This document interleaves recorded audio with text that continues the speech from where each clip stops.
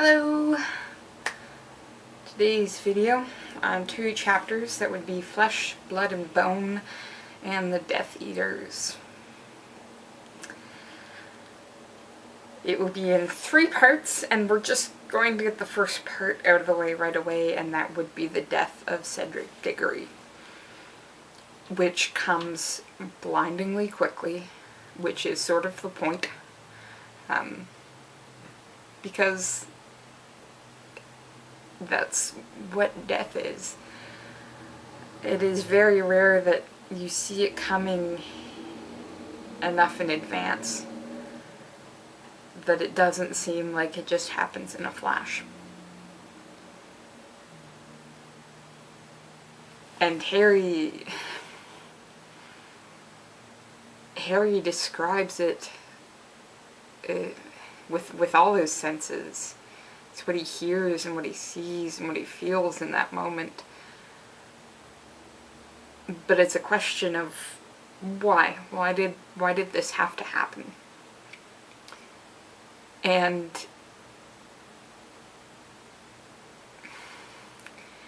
it's a lot like the other deaths. You look at them and you say that this didn't have to happen. This person didn't have to die. And again, that's also the point, is simply we don't make those choices.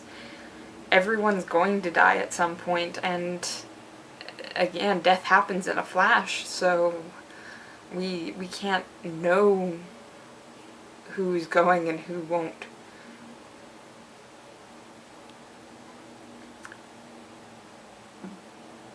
But for the story, yes, Cedric unfortunately had to die. Because this had to be the moment where for us this war became personal. Because we didn't know Lily and James. We didn't know anyone from the previous war. We've started with Harry and we're following Harry. Except we've gotten to know Cedric, and we know that, like Harry, he's reaching for the good things. If he can be a great person, that's awesome, but he at least wants to be a good one, and so this becomes a personal attack on us. We know this character, we know his name, we know that he was a seeker, and he was the only person in that Quidditch game that fought to say, like, no, Harry was attacked and this isn't fair, even when Harry's own team recognized that they had to let it go. This is the man who tried to stand up to his father when he was just a jerk to Harry, who is willing to help Harry even if Harry stole his thunder. This makes it personal for us, but it shows us that this is not personal to Voldemort.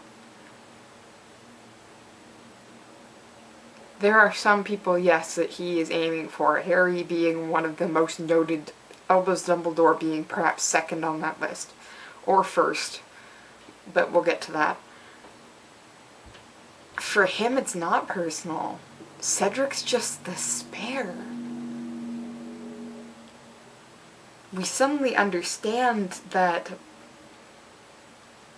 our compassion in this moment is the thing that is different than Voldemort. Because Voldemort tells his story, and it sounds strikingly like Harry's story. He lost the magical parent because there were prejudices. There were prejudices against him because of his magic. We are getting Harry's childhood and Tom Riddle's childhood matching extremely well, but it is the compassion for Cedric Diggory that we can hold on to here. Even in those moments of frightening similarity, even in those moments going forward where Harry is going to see out of Voldemort's head, the moments that Harry is going to be Voldemort or his snake. If we hold on to this moment of compassion for Cedric Diggory, then we will never lose sight of Harry for Voldemort. And that is key. It is personal for us, and it is personal for Harry. This war is about only Voldemort for him, and he will take out everybody he has to. He doesn't care. And you could see that with how he treats his followers. But again, we'll get to that. So, rest in peace, Cedric. And know that, in the end, I think you're both a good man and a great one. And we now stand at the cusp of war. Part 2. Blackness does not always indicate darkness. There are some series that will outright say this to you, but don't necessarily, back that up with what they're saying. I don't find this series outright tries to tell you that, but if you actually sort of look at some of the hints, particularly in this set of chapters, it's the truth. The colors that Voldemort is most associated to, in fact, does not really include the color black. That's really the robes. The two colors that are repeatedly coming up in these chapters, actually red and white. So when you think light equals white, good, nice, and black equals darkness and scary and bad, that's actually not happening here. The potion that actually brought Voldemort back to life was blue, was red, and then was blindingly white. Like, we are talking about what is considered very dark magic here. And it is saying, yeah, you want to do this whole color scheme? It's out the window. Voldemort is repeatedly, he's got the red eyes, and the eyes are really hyped up here, but he's also got skin whiter than a skull. Also, repeatedly brought up here. So, especially going forward, if you're writing and you want to talk about the bad guys and the good guys, you don't have to stick with this stereotypical the good guys wear white and the bad guys wear black thing. Because they're wearing black, but that is not the colors being associated here. It is very notably white and red. I sort of wish that the blue would come into it a little more, but I just appreciate a very poisonous color of blue. You can really visualize it in that moment. Unfortunately, I don't think it really translated that well into the movies, where they were certainly trying to have a stereotypical darker atmosphere. Because visually, that is what we're used to seeing, but it is not actually what's being presented here. It will be interesting to see if that carries along, and if we're still getting this white and red associated to Voldemort going through. I wonder if that connects to the tale of the three brothers in any way.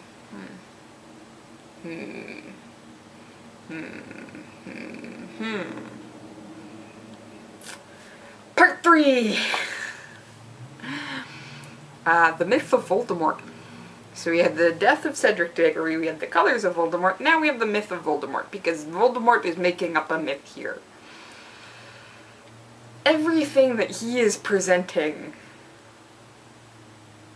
most notably to the Death Eaters, is this mythical status. Because we get a full set. Color-wise, quick thing, I forgot to mention this, the dark mark is actually red. Yeah, okay. So we're actually getting this myth that Voldemort is creating. Because he tells Harry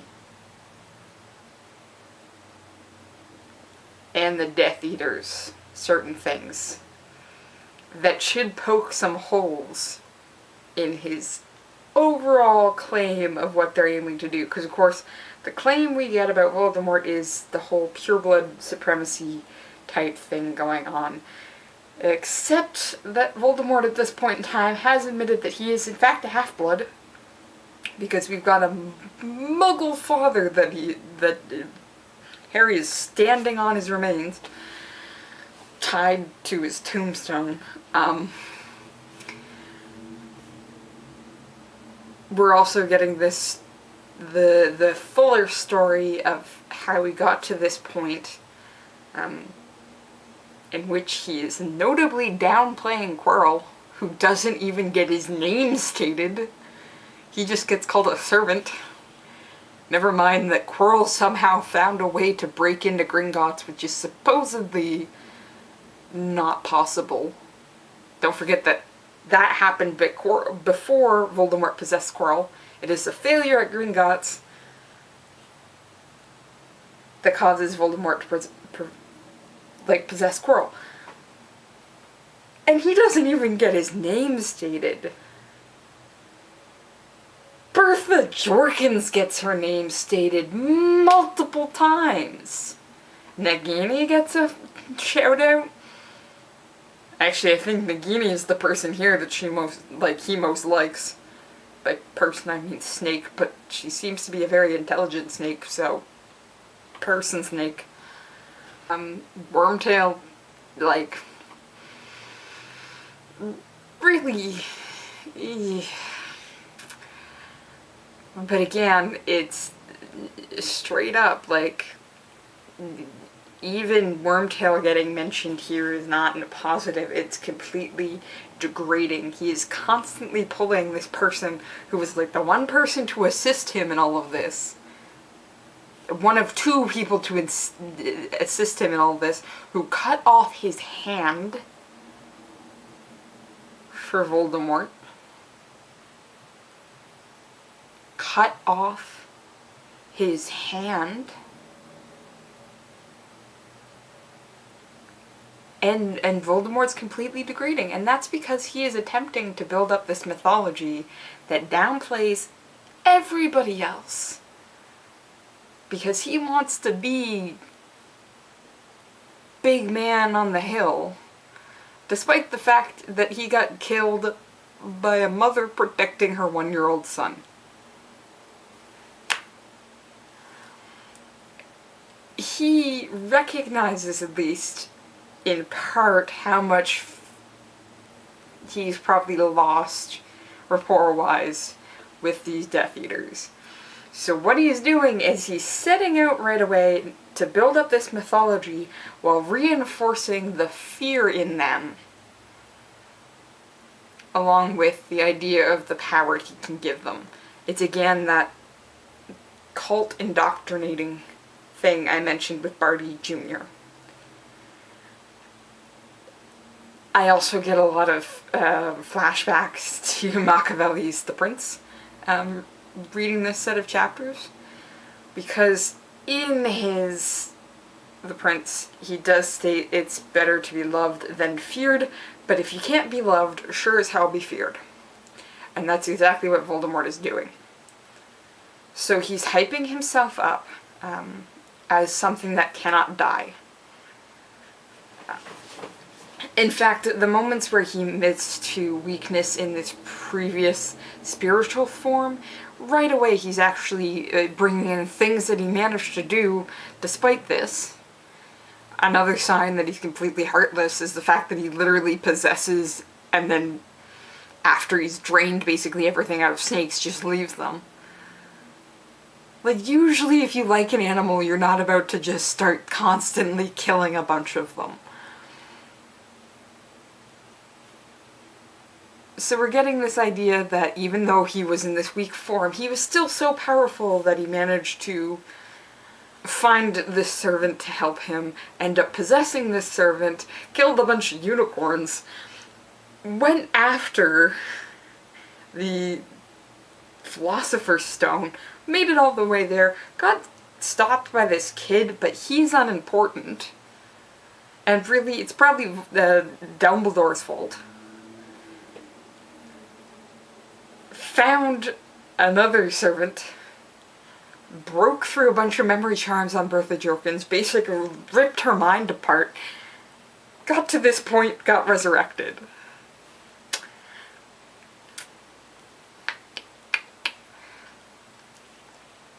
That's terrifying as a mythology, because it tells you that all Voldemort cares for is the power.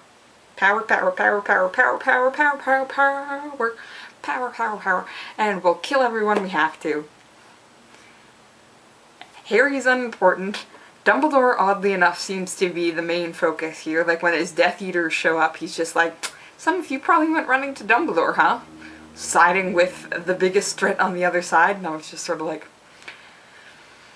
yeah, just, how about you don't forget that it wasn't Dumbledore that defeated you, but we're gonna focus on Dumbledore, because the thing is, Dumbledore is going to be perceived as the bigger threat to all these other people. It's going to make more sense for Voldemort's myth if he was defeated somehow by the machinations of Dumbledore, rather than this 14-year-old kid tied to the tombstone right now.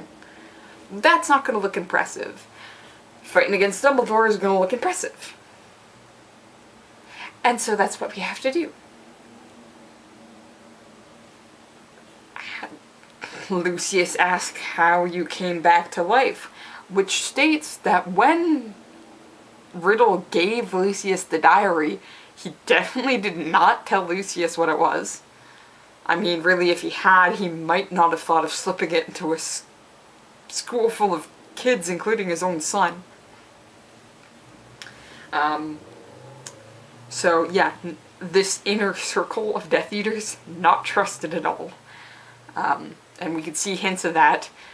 Not sure they've figured it out yet, but hey, this mythology about him dying, no mention to this, like, dark and terrible art that literally rips your soul into pieces. Probably because that's not going to sound amazing enough. The idea that people will understand what a Horcrux is, and we know that from rereading. Like, Dumbledore knows what a Horcrux is, Slughorn knows what a Horcrux is. That tells me that Voldemort is not the only one to have achieved Horcruxness. And Voldemort likes to be the only one to have achieved anything. Like, again, looking forward to what we've seen, Voldemort likes to think he was the only one to discover the Room of Requirement. Like, he's really egotistical. And we're seeing that in this myth he's building. To the point where he decides, you know what, straight up, I've got to fight this kid to prove to everybody. Like, straight up, maybe just kill him. Maybe don't do this bragging thing, but he has to, because to straight up kill him right now is going to weaken that myth. He has to fight him. It's not enough that he's broken this enchantment so he can actually touch Harry now. No, we gotta fight him.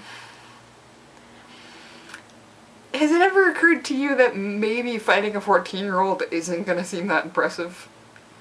Especially when straight up somehow Harry still comes out alive? Voldemort needs to have this myth. He needs everyone around him to be scared of him for these mythical reasons that nobody else can have. And the thing is, the first time I read this, he scared me. Reading it again, after my BA, I'm sitting here going, you are telling a story, and there are a few too many holes in it for it to be a good story to me. You're scared. and you're trying to make everybody else scared of you so that you don't have to show how scared you are. So, nah, Voldemort, I'm on to you. I'm on to you and your myth. Sass. Okay. Ooh, we got a fight coming up next. This is gonna be fun. I'm gonna keep reading, and I hope you do too. See you next time.